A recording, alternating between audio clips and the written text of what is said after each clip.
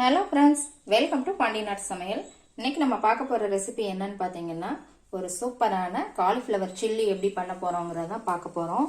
இது எவ்வளோ மொறு மொறுன்னு டேஸ்ட்டாக பண்ணலாங்கிறத பார்க்கலாம். இதுக்கு முக்கியமாக மசாலா உதிராமல் எப்படி பண்ண போகிறோங்கிறது தான் இன்னைக்கு நான் காமிக்க போகிறேன்.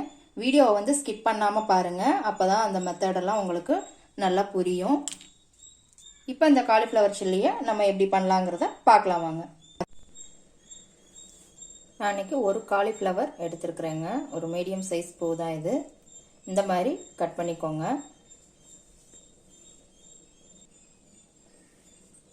இப்போ சுடு தண்ணி நான் பாயில் பண்ணி வச்சுருக்குறேங்க. அதில் வந்து கொஞ்சம் கல் உப்பு போட்டுக்கோங்க. இதை நல்லா மிக்ஸ் பண்ணி விட்டுருங்க.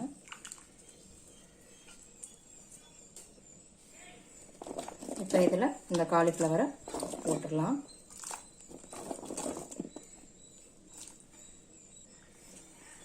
இது ஒரு 5 நிமிஷம் இந்த சுடு தண்ணியிலே ஊறட்டுங்க. ஏதாவது பூச்சி இதுகள் இருந்தால் கூட இந்த சுடு தண்ணியில் போடும்போது உங்களுக்கு அது போயிடும். காலிஃப்ளவரில் கண்டிப்பாக சின்ன சின்ன புழு இருக்குங்க. அதனால் எப்போ யூஸ் பண்ணாலுமே நீங்கள் சுடு தண்ணியில் இந்த மாதிரி ஒரு 5 நிமிஷம் ஊற வச்சுட்டு அதுக்கப்புறம் எடுத்து அதை வந்து நீங்கள் காய் செய்கிறதோ சில்லி செய்கிறதோ எதுனாலும் யூஸ் பண்ணிக்கோங்க. இப்போ இதை ஒரு 5 நிமிஷம் மூடி வச்சிடலாம். ஒரு தட்டு போட்டு ஊறட்டும். இப்போ ஒரு பவுலில் எடுத்துக்கோங்க. அதில் 2 ஸ்பூன் மைதா மாவு, 2 ஸ்பூன் கார்ன்ஃப்ளவர் மாவு, சோள மாவு, அதாவது 1 ஸ்பூன் பச்சரிசி மாவு, 1 ஸ்பூன் கடலை மாவு, ஒரு 1/4 டீஸ்பூன் வந்து கரம் மசாலா பவுடர், 2 ஸ்பூன் தனி மிளகாத்தூள், 1 ஸ்பூன் வந்து நான் இன்னைக்கு காஷ்மீரி சில்லி பவுடர் போட்டிருக்கிறேன். அதாவது கலருக்காக போட்டிருக்கேன். இது வந்து ஆப்ஷன் தான். தேவையான அளவு உப்பு, 1 ஸ்பூன் இஞ்சி பூண்டு பேஸ்ட்டு. இப்போ இது எல்லாத்தையுமே நல்லா மிக்ஸ் பண்ணிக்கலாம். இந்த மாதிரி எல்லாத்தையுமே நல்லா மிக்ஸ் பண்ணிக்கோங்க. அப்புறமா கொஞ்சம் கொஞ்சமாக தண்ணி சேர்த்து பிசைஞ்சிக்கலாம்.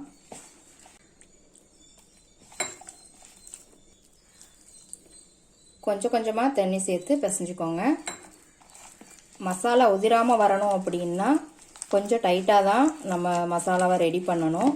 நீங்கள் தண்ணியை ஊற்றி ரெடி பண்ணிட்டீங்க அப்படின்னா உங்களுக்கு எண்ணெயில் போட்டு பொரித்து எடுக்கும்போது அந்த மசாலாலாம் தனியாக உதிர்ந்துடும். அதனால் கொஞ்சம் கொஞ்சமாக தண்ணி சேர்த்து நம்ம கொஞ்சம் டைட்டாகவே பிசைஞ்சிக்கலாம். பாருங்கள், இந்த அளவுக்கு பிசைஞ்சுக்கோங்க. காலிஃப்ளவரை சுடு தண்ணியிலேருந்து எடுத்து வடிகட்டி எடுத்து வச்சுருக்கேன். தண்ணியெல்லாம் எடுத்துட்டு தனியாக எடுத்து வச்சாச்சு. இப்போ இதில் நம்ம மிக்ஸ் பண்ணிடலாம் அந்த மசாலாவில். இப்போ இந்த மசாலாவோட நல்லா இந்த காலிஃப்ளவரை மிக்ஸ் பண்ணிக்கலாம். கரண்டியை வச்சு கிளறாதீங்க. நல்லா கையை வச்சு இந்த மசாலாவோட இந்த காலிஃப்ளவரை பிசைஞ்சாதான் உங்களுக்கு எல்லா மசாலாவும் ஒன்று மாதிரி ஈவனாக இந்த காலிஃப்ளவரில் பிடிச்சிக்கும். கரண்டி வச்சு கிளறினீங்க அப்படின்னா சரியாக அங்கங்கே ஒட்டாமல் இருக்கும். இந்த மாதிரி கையை வச்சு நல்லா பிசைஞ்சு விட்டுக்கோங்க. பாருங்கள், நல்லா ஃபுல்லாக மிக்ஸ் பண்ணியாச்சு. இந்த மாதிரி மிக்ஸ் பண்ணிவிட்டு ஒரு தட்டு போட்டு மூடி வச்சுருங்க. 20 நிமிஷம் வந்து இது நல்லா ஊறட்டும். அப்போ தான் அந்த மசாலாலாம் நல்லா காலிஃப்ளவரில் இறங்கிடும். மூடி வச்சுருங்க. இப்போ ஒரு கடாயில் எண்ணெய் ஊற்றி வச்சுருக்குறேங்க. நல்லா 20 நிமிஷம் காலிஃப்ளவர் வந்து ஊறிடுச்சு. இப்போ நம்ம இதை பொரிச்சு எடுத்துடலாம். எண்ணெய் சூடாயிருச்சு. இந்த மாதிரி ஒவ்வொரு பீஸாக போட்டுக்கோங்க. இந்த மாதிரி லேசாக பரட்டி விட்டுக்கோங்க.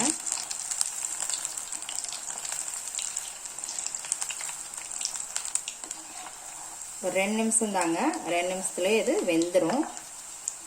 மாற்றி மாற்றி மட்டும் லேசாக பரட்டி விட்டுக்கோங்க. பாருங்கள், சூப்பராக ரெடி ஆகிட்டுருக்கு. மசாலாவே எண்ணெயில் ஒரு துளி கூட உதிரல. உங்களுக்கு எண்ணெயில் பார்த்தா தெரியும்னு நினைக்கிறேன். எவ்வளோ சூப்பராக வந்திருக்கு பாருங்கள். இந்த மெத்தடில் செய்யுங்க, கண்டிப்பாக உங்களுக்கு சூப்பராக வரும். அடிக்கடி செய்ய ஆரம்பிச்சிருவீங்க. அவ்வளோதாங்க, சூப்பராக ரெடி ஆயிருச்சு. இது சாப்பிட்டு பாருங்கள், அவ்வளோ டேஸ்ட்டாக இருக்கும். இதை இப்போ ஒரு பிளேட்டில் எடுத்துடலாம். நம்ம இதே மெத்தடில் செஞ்சு பாருங்கள், அருமையாக வரும். எப்படி இருக்குன்னு செஞ்சு பார்த்துட்டு கமெண்ட்டில் போடுங்க. லைக் பண்ணுங்கள், ஷேர் பண்ணுங்கள், சப்ஸ்கிரைப் பண்ணுங்கள். கூடவே பெல் ஐக்கான் பட்டனையும் அமுக்குங்க. மறுபடியும் வேற ஒரு ரெசிபியோட சந்திக்கலாம் ஃப்ரெண்ட்ஸ். அன்போடு சமைத்து ஆனந்தமாய் உண்டு இன்பமாய் வாழுங்கள். வாழ்க வளமுடன்.